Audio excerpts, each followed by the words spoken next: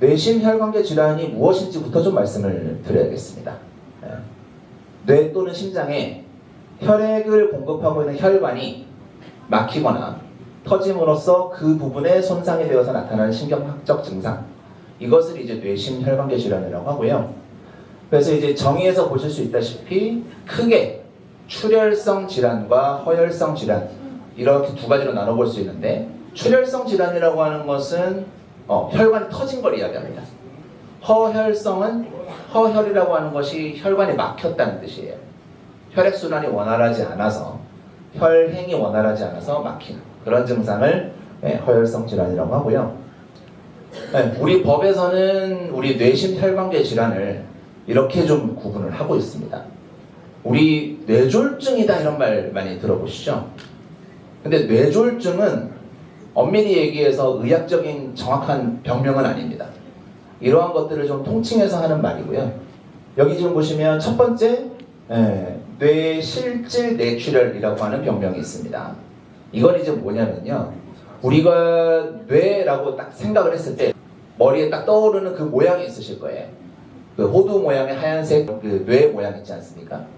그 모양을 뇌실질이라고 한답니다, 의학적으로.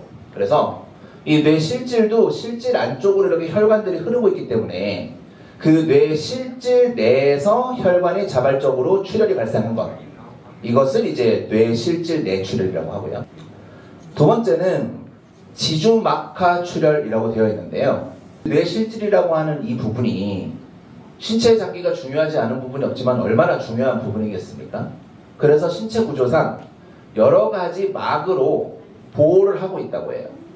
근데 이 뇌실질에 가장 가까운 막을 지주막이라고 한답니다. 이게 거미줄처럼 얼기설기 설켜 있다고 해서 거미막이라고도 한다고 해요. 그래서 지주막하 출혈, 이렇게 읽으시면 됩니다. 요즘에는 이제 한글화 뭐 이런 것 때문에 거미막하 출혈이라는 표현을 더 많이 쓴다고 해요. 그래서 뇌 출혈과 관련해 가지고는 이 두 가지가 규정이 되어 있는데요. 왜 그러면 다른 뇌출혈은 안 되나요? 이렇게 문의를 하실 수 있거든요.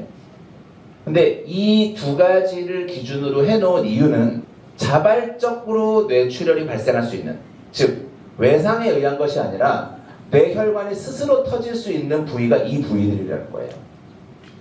외상에 의한 것이면 이거는 질병이 아니라 사고거든요.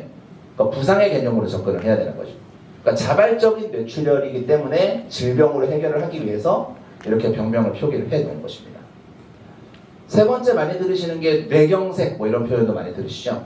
혈액이라고 하는 것이 굉장히 물처럼 유유히 잘 흘러야 되는데 혈액이 굳으면서 혈전이라고 하는 이런 피 덩어리, 응고된 피 덩어리들이 이렇게 쌓이면서 일정 그 혈관이 이렇게 막히는 그런 증상을 이제 뇌경색이라고 합니다. 그래서 뇌 질환과 관련해서는 이 세 가지로 규정이 되어 있고요. 심근경색 많이 들어보신 뭐 병명일 거예요. 심장마비 뭐 이런 표현 쓰잖아요. 이게 이제 심장을 흐르는 혈관이 막힌 거예요. 경색. 그래서 급성 심근경색이다. 그러면 급성으로 어디 심장의 혈관이 막혀서 심장이 뛰는 것이 원활하지 않은 그런 것들을 이제 급성 심근경색이다라고 하고요.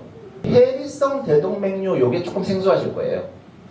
들어보신 분도 계시겠지만 해리는 세로로 이렇게 결대로 찢어진 걸 해리라고 해요. 그래서 심장을 흐르고 있는 대동맥이 찢어진 겁니다. 즉 심장에 출혈이 있다는 거예요. 심장 혈관의 출혈성 질환입니다. 그래서 상당히 좀 위험한 질환이고요. 그래서 생명과 직결되는 그런 부분들이 좀 있죠. 그래서 이 5가지 병명은 우리가 뭐 이렇게 상식적으로도 좀 알아두시면 좋을 내용인 것 같아서 좀 설명을 드렸습니다. 물론 이 병명에 포함되지 않더라도 자발적인 뇌출혈이나 뇌경색은 당연히 외상으로 올 수는 없겠죠. 혈액이 이렇게 혈전 때문에 멈추는 거니까 이게 외상 때문에 멈출 수는 없어요. 그래서 자발적으로 멈추거나 자발적으로 터진 뇌심혈관계 질환이라고 한다면 비단 이 5가지 병명으로 표기되어 있지 않더라도 과로성 질환으로 산재 처리가 가능합니다.